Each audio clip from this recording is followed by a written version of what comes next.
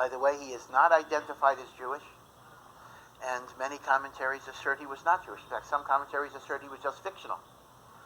And the reason is because what Job is describing is not a particular problem of the Jewish people. It is a human problem.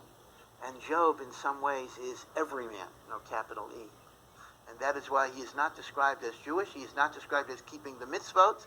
He is described as God-fearing. So what is the storyline of Job? So the storyline of Job is there's this righteous man called Job who is perfect in his faith. He fears the Almighty. He gives charity. He tries to do everything that he can do.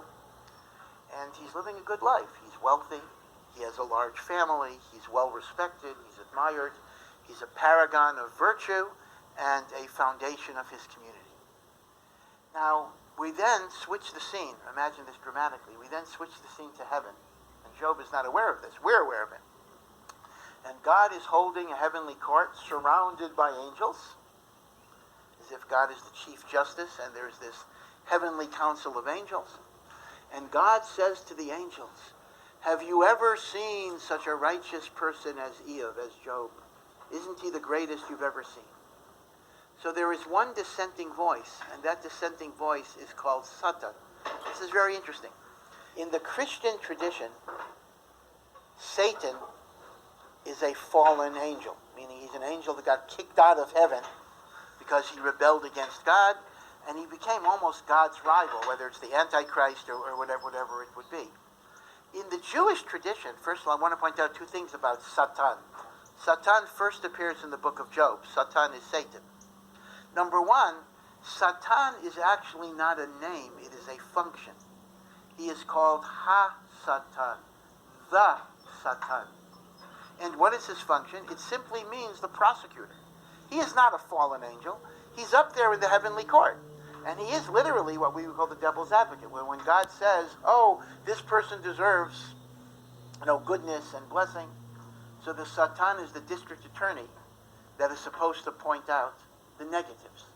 So Satan is a respected, not person, but a respected entity, meaning he's part of the heavenly judicial process, whatever that means exactly.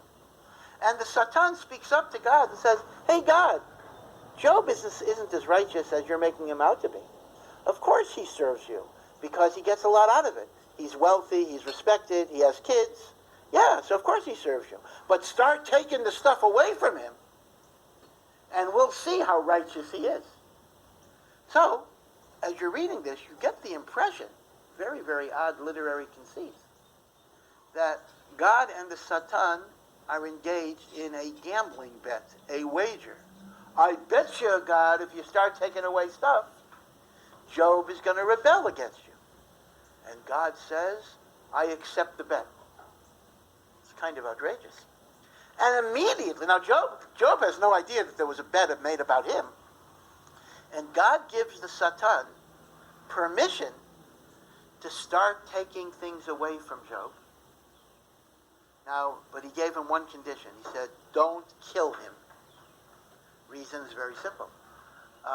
The experiment cannot be successful if the subject dies. The experiment is designed to see how much bad stuff can I do to him before he rebels against me.